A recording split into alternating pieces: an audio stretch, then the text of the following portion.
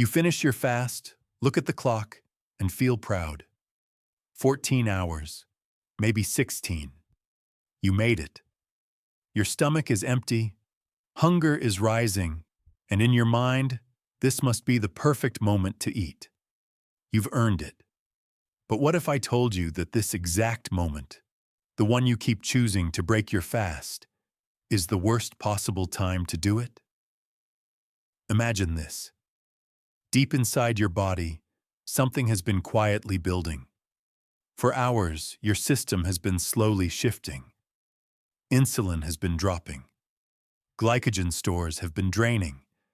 Your body has been moving closer and closer to a completely different state. A state where fat burning finally begins to take over. But it hasn't happened yet. Not fully. Not completely. And right at that edge, right when your body is about to cross that invisible threshold, you eat. From the outside, it looks like discipline. It looks like consistency. You followed the rules. You fasted long enough. But inside your body, the story is completely different. The switch hasn't flipped yet. The real process hasn't begun.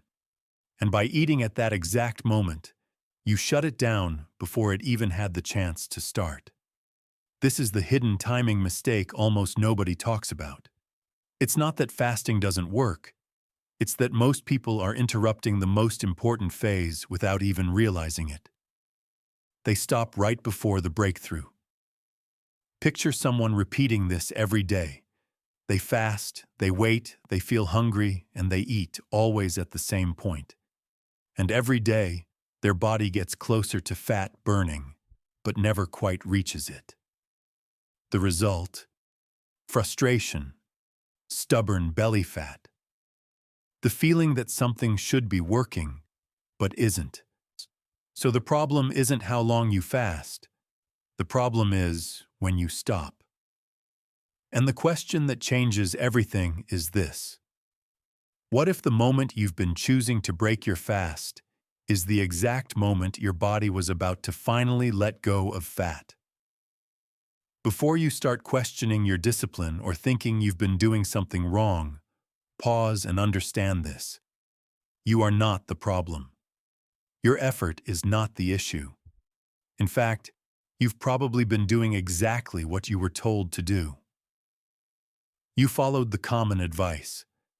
You picked a fasting window, maybe 16 to 8, maybe something similar. You stayed consistent. You waited through the hunger, ignored the cravings, and broke your fast at what you believed was the right time. From the outside, everything looks correct. Structured, controlled, disciplined. But here's what no one tells you. Your body doesn't follow schedules. It doesn't care about fixed windows or clean numbers like 14 or 16 hours. Your body operates on internal signals, hormones, energy levels, stored fuel, and those signals don't always line up with the time you've chosen to eat. Think about how most people structure their day. Meals are placed around convenience, work breaks, social habits, routines, not around biology. So even when you fast, you're still following a pattern designed for your schedule, not for your metabolism. Imagine someone who finishes dinner late at night, sleeps with elevated insulin, wakes up slightly stressed, and starts their fast from that state. By the time they reach 14 or 16 hours, their body may still be transitioning. Glycogen may not be fully depleted. Hormonal signals may not yet be aligned. But because the clock says it's time, they eat anyway. And this happens over and over again, not because they lack discipline, but because they were never shown how to read the internal process. So if you've been stuck, if you've been consistent but not seeing results, it's not because you're failing. It's because you've been following timing rules that ignore how your body actually works. Once you see this, the frustration starts to fade. Because you realize the issue was never effort. It was understanding, and that means it can be changed. For a long time, you've probably believed that there is a perfect fasting number, 16 hours, maybe 14, maybe 18. A clean, simple rule that tells you exactly when to stop and eat. It feels structured, controlled, almost scientific. But here's the reality. Your body has been following this entire time. Those numbers don't mean what you think they mean. Your body doesn't recognize 16 hours as a signal. It doesn't flip a switch just because the clock says it's time. Instead, it looks at something much deeper. Your internal state, your insulin levels, your glycogen stores, your stress signals, your energy demand. This is where the belief breaks. Because breaking your fast after a certain number of hours does not guarantee that your body has reached the state you were aiming for. In fact, for many people, that moment arrives later than expected. Imagine two people both fasting for 16 hours. One ate a heavy, late-night meal filled with sugar and carbohydrates, slept poorly, and woke up stressed. The other ate earlier, had balanced nutrients, and slept deeply. When they both reach 16 hours, they assume they're in the same state. But internally, they're not even close. One body is still clearing out glycogen, still holding on to easy fuel, still delaying fat burning. The other is already approaching the threshold, preparing to switch. Yet both will break their fast at the same time. One interrupts the process before it begins. The other may be right at the edge of something powerful. This is why the idea of a fixed, optimal fasting window is misleading. It simplifies something that is inherently dynamic. Your metabolism is not following a schedule. It's responding to conditions. So when you base your fasting decisions purely on time, you risk stopping at the exact moment your body needed just a little longer. Just a bit more depletion. Just a slight extension to cross the line. And once you understand this, you begin to see the real problem. It's not that fasting doesn't work. It's that most people are ending it based on the clock, instead of the state their body is actually in. Now you can finally see what's really happening behind the scenes. There's a reason your body hasn't made the switch yet, and it's not random. It's controlled by a set of invisible forces that decide exactly when fat burning is allowed to begin and when it gets shut down instantly. The first of these is insulin. Think of insulin as a master switch, a gatekeeper that controls access to your fat stores. As long as insulin is present, even at low levels, your body receives a clear message. Energy is available. There is no need to burn fat. And the moment you eat, insulin rises again, immediately reinforcing that message. But insulin doesn't act alone. Right behind it is glycogen, your body's stored sugar, sitting quietly in your liver and muscles. This is your backup fuel tank, and your body is programmed to use it first because it's easy, efficient, and requires no extra effort.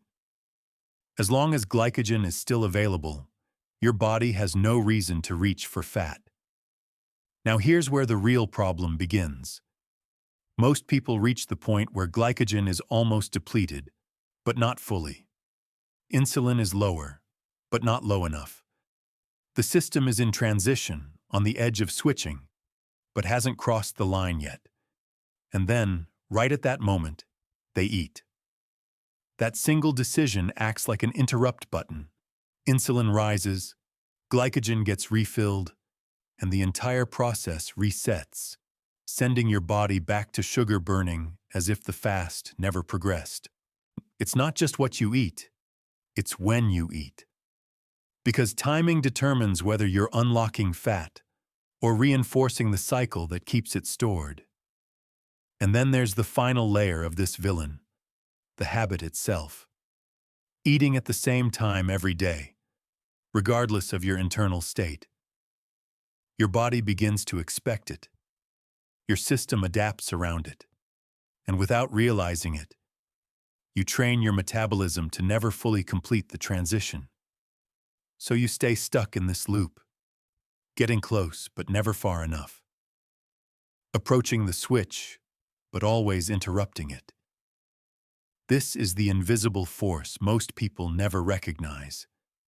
Not a lack of effort, not a lack of discipline, but a perfectly timed interruption that keeps fat burning just out of reach. But the moment you understand what's happening, everything begins to feel different. Because this isn't a random failure, it's a predictable sequence.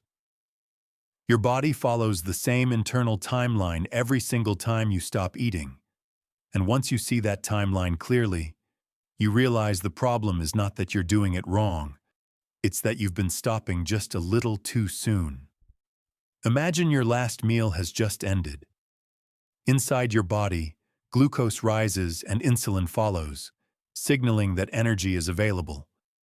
Your cells absorb that energy, your liver stores glycogen, and everything shifts into what you could call storage mode. There is no reason to burn fat here. The system is calm, efficient, and focused on using what you just consumed. Hours pass. Around the 6-hour mark, digestion slows down. Insulin begins to decline, but it's still present.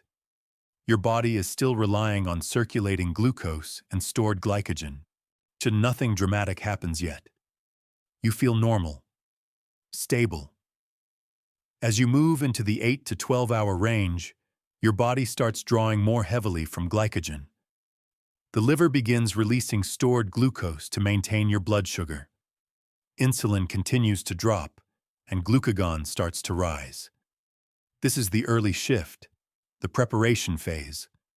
But your body is still not ready to switch. It's simply using what's easiest. Then comes the 12 to 16-hour window. The phase most people think is the goal. This is where things begin to feel different. Hunger may increase. Energy may dip slightly. Glycogen is being used more aggressively now, and insulin is lower than before. But here's the crucial detail. Your body is still in transition. Sugar is still available, even if it's running low. And this is where most people stop. But if you could see inside your body at this moment, you would notice something important. Glycogen is nearing depletion, but not gone. Insulin is low, but hasn't been low long enough. Your system is on the edge of change, but it hasn't committed yet. Now imagine what happens if you continue just a little longer. Glycogen finally drops to a level where it can no longer sustain your body's needs efficiently. Insulin remains low and stable. Glucagon rises further, sending a clear signal that a new fuel source is required. AMPK, your cellular energy sensor, becomes more active, pushing your metabolism toward conservation and efficiency. This is the turning point your body has been moving toward the entire time. The moment when the easy fuel is no longer enough, and a deeper system must take over. And right here, right at this intersection, is where the transition to fat burning begins to emerge. Not suddenly, not dramatically, but undeniably. And yet, this is also the exact point where most people eat. And that's the moment you've been missing. Not the start of your fast, not the middle, but the narrow window right before your body fully commits to fat burning. The worst possible time to break your fast is not when you're far from the switch. It's when you're standing right at the edge of it, when glycogen is almost depleted, when insulin has finally dropped low enough, when your body is just seconds away, biologically speaking, from shifting into a new fuel system. Because the moment you eat there, everything reverses instantly. Insulin rises. The signal changes. Your body no longer needs to adapt. It no longer needs to unlock fat. The process resets, and the switch never happens. What makes this so difficult is that this moment doesn't feel obvious. It doesn't come with a clear signal or a dramatic change. But if you pay attention closely, there are subtle signs. Hunger begins to feel different, less sharp, less urgent. Energy starts to stabilize instead of fluctuate. Your mind feels a little clearer, not because you ate, but because your body is preparing to switch fuel sources. This is the moment most people misunderstand. They interpret the rising hunger earlier as a sign to eat. But in reality, that discomfort is part of the transition, and if they wait just a little longer, if they allow their body to complete the process, everything shifts on the other side. The solution is not extreme. It's not about forcing yourself into long, unsustainable fasts. It's about small, precise adjustments that help your body reach that moment more consistently. Imagine moving your last meal slightly earlier, so your body starts the fasting process in a cleaner state. Imagine reducing unnecessary snacking, so glycogen doesn't stay constantly full. Imagine allowing just a bit more time when you feel that transition beginning. Not pushing to the limit, but simply not interrupting it prematurely. Even light movement can help. A short walk, gentle activity, these signals tell your body to use up remaining glycogen faster, bringing you closer to the switch. Better sleep helps stabilize hormones, allowing insulin to drop more effectively. These are small changes, but internally, they create the conditions your body has been waiting for. And once you experience that moment, once you allow the switch to fully happen, you begin to recognize it. You stop relying on the clock. You stop guessing. And you start working with your body's signals instead of interrupting them. And this is where the pattern becomes clear. Not because you weren't trying hard enough, but because a few small habits have been quietly repeating themselves, resetting the process again and again without you even noticing. One of the biggest mistakes is eating based on routine instead of signals. The clock hits a certain hour, your schedule says it's time, and you eat, even if your body was just moments away from switching. It feels structured, it feels controlled, but internally, it's cutting the process short every single time. Another mistake is reacting to early hunger. That first wave of discomfort, the slight drop in energy, the feeling that you need food, that's often not the signal to stop. It's part of the transition. But most people interpret it as a limit, and they eat right there, never allowing their body to move past it. Then there's how you break your fast. A quick spike of sugar, a heavy intake that raises insulin sharply, these don't just end the fast. They slam the door on fat burning. Even if you were close, even if your body was ready, the signal changes instantly. Energy is available again, no need to burn stored fat. And just like before, the less obvious mistakes play a powerful role. Poor sleep that keeps your hormones unstable. Stress that keeps your body in a guarded state. These factors don't feel directly connected, but they influence whether your body ever reaches that critical point. But the biggest mistake of all is believing that fasting is about endurance, that it's about pushing longer, harder, more consistently, when in reality it's about timing, about understanding the exact moment your body is ready, and not interrupting it. So if you've been stuck, if your results haven't matched your effort, now you can finally see why. You weren't failing. You were stopping just a little too soon. And once you understand that, everything changes. You begin to notice the signals. You recognize the transition. You allow your body to complete the process instead of cutting it off. And that's when fat loss stops feeling random and starts accelerating in a way that finally makes sense. If this shifted the way you see your body, share this with someone who's been doing everything right but still feels stuck.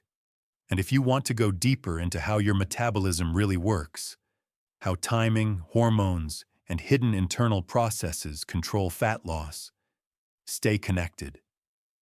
Because once you understand the moment that matters, you don't just fast, you finally unlock what your body was trying to do all along.